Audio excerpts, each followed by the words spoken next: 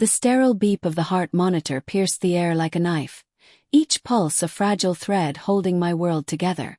I clutched Lily's tiny hand, her fingers limp and cold beneath the tangle of 4 tubes snaking across her bruised skin. My 6-year-old daughter, my everything, lay there in the ICU bed, her chest rising and falling in shallow, labored breaths. The fluorescent lights buzzed overhead, casting harsh shadows on her swollen face, where a purple bruise bloomed like a cruel flower from her temple to her jaw. Blood still flecked the collar of her favorite pink unicorn shirt, now torn and stained from the accident. I could smell the faint metallic tang of it, mixed with the antiseptic reek of the hospital room that made my stomach churn. Just hours ago, she'd been laughing in the park, her pigtails bouncing as she chased butterflies. Now, she was here because some bastard in a silver sedan had plowed into her on the crosswalk and sped off like she was nothing. Hit and run, the cops said. Witnesses too shocked to catch the plate.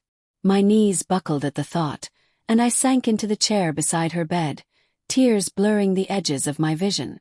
"Mommy's here, baby," I whispered, my voice cracking. "You're going to be okay. You have to be." My phone vibrated in my pocket, a cruel interruption. I ignored it at first, but it buzzed again, insistent. Wiping my eyes, I pulled it out, expecting the doctor or maybe my best friend checking in. Instead, it was Mom. The text glowed on the screen. "Bring cupcakes for the party tomorrow. Chocolate with sprinkles like always. Don't forget."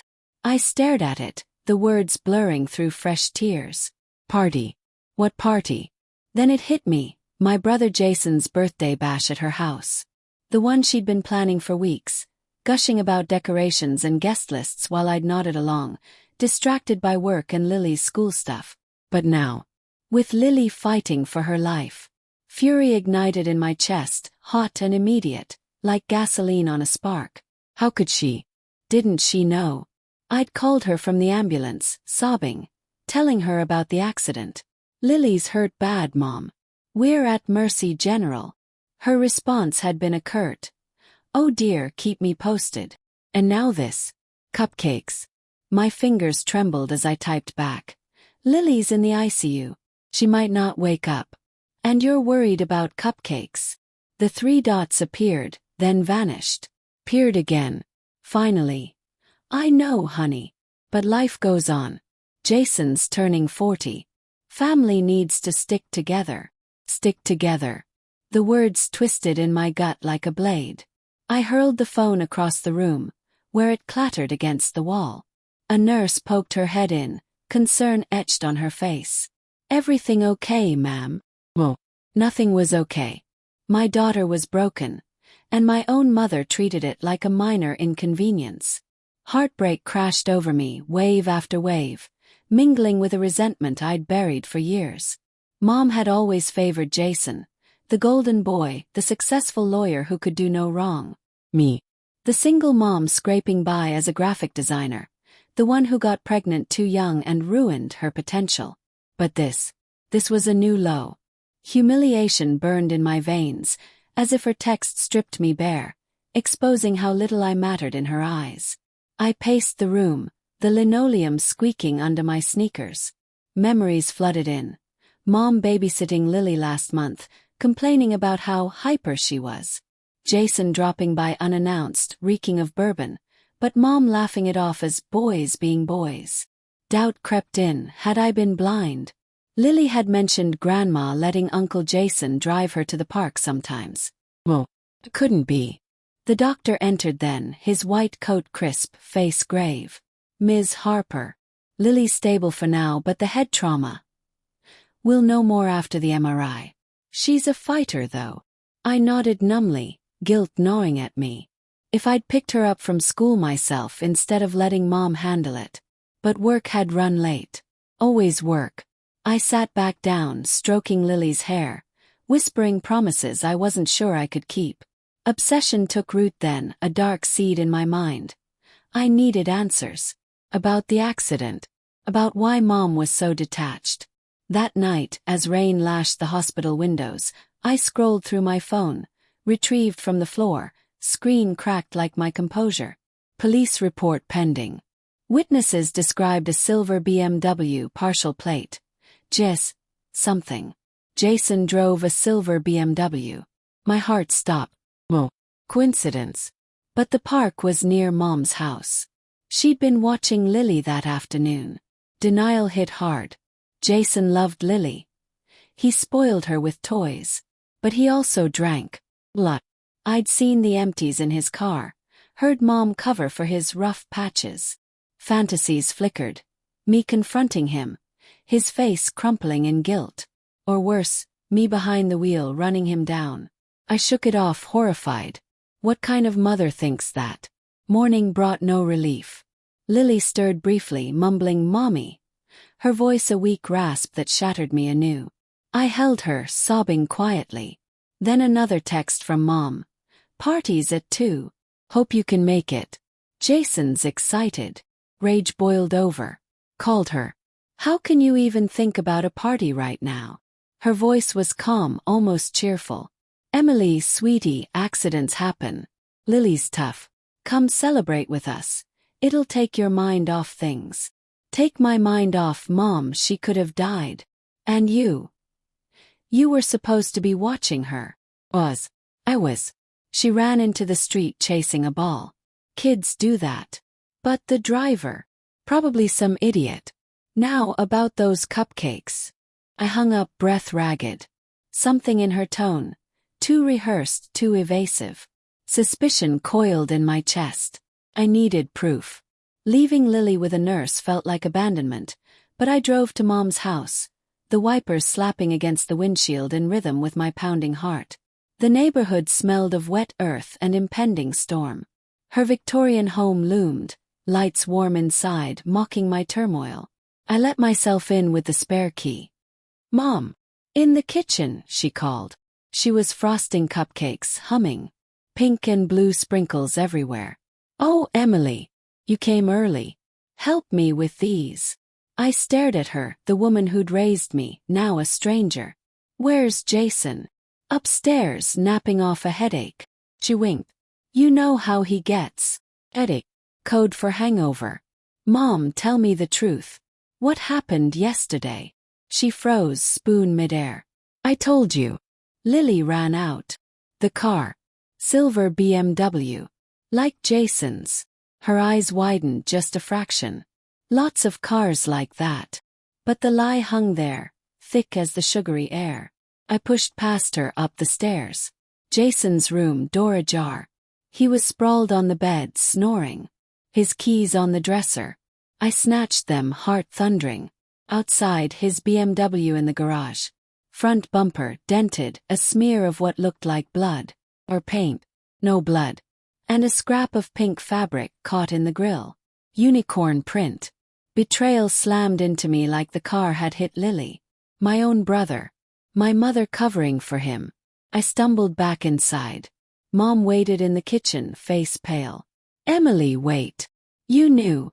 My voice was ice. "You let him drive drunk, and when he hit her, you hit it. It was an accident." He panicked. "We can't ruin his life over." His life. What about Lily's?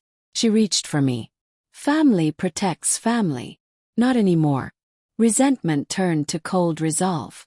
As I drove back to the hospital, plans formed, sharp, unforgiving. Jason would pay. To. But how? Police. Who clean? No, this demanded something personal. Something that would break them like they'd broken me. Back at the hospital, the rain had stopped, leaving puddles that reflected the gray sky like shattered mirrors. Lily's room felt smaller, the walls closing in with the weight of my discovery. She slept fitfully, monitors beeping a steady reminder of fragility. I sat vigil, but my mind raced elsewhere. Plotting, doubting, fearing. Guilt clawed at me first. Was I monster for what I contemplated? Jason was blood, flawed but not evil. Alcoholic, yes. Negligent, absolutely. But intentional. Oh. Yet the image of Lily's broken body fueled the fire. Heartbreak morphed into obsession. Fantasies of Jason's car wrapped around a tree, Mom's perfect facade crumbling in scandal. I called the police anonymously from a payphone in the lobby. Old school caution. Check the BMW at 142 Oak Lane. Dent on the bumper. Matches the hit and run. But that wasn't enough. Revenge needed intimacy, a sting they'd feel forever. Moral conflict raged. Who was I becoming? Lily's mom or a vigilante? Doubt whispered, walk away, let justice handle it. But justice was slow, blind. They deserved to suffer now. Days blurred. Lily improved slightly. No surgery needed, but concussion effects lingered. She asked for Grandma once, innocent eyes wide. Is she coming? Soon, baby. Lie tasted bitter. Mom texted relentlessly. How's Lily? Party was great, but missed you. No mention of Jason. Manipulation pure and simple. I ignored her, building my wall. Then opportunity struck. Jason called, voice slurred. Heard about Lily. Terrible. Anything I can do. Suppressed rage simmered. Yeah. Come visit her. Sure. Tomorrow. Perfect. He arrived smelling of cologne masking whiskey. Tall, handsome, the brother I'd idolized as a kid. Now a coward. Hey sis. He hugged me awkwardly. Lily smiled weakly. Uncle Jay. He ruffled her hair, avoiding my eyes. Brought you a teddy, kiddo. We stepped into the hall. Tension crackled like static. Jason, tell me about the accident. His face paled. What? The car. A dent. The fabric. He glanced around, voice low. Mom said you'd freak. It was a mistake. I swerved, but she darted out. You were drunk. I had a couple beers. Not my fault. Fury exploded, but I held it. Police no. Bluff, but his panic was real. What? Please, my career, my life. Should have thought of that before hitting your niece and running. He grabbed my arm. We can fix this. Money. Therapy for Lily. I shook him off. Get out. He left, tail tucked. But the seed was planted. That night, alone in my apartment, Lily still hospitalized, I planned. Sensory details sharpened my focus.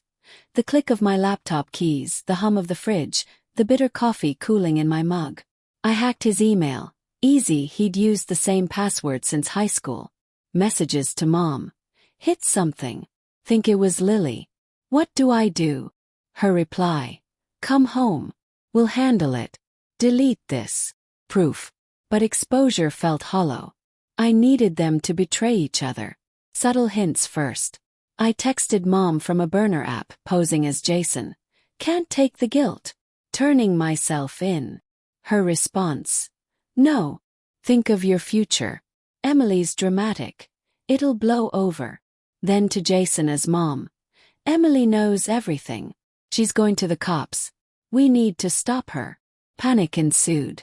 Jason called Mom. I listened via a planted app on his phone.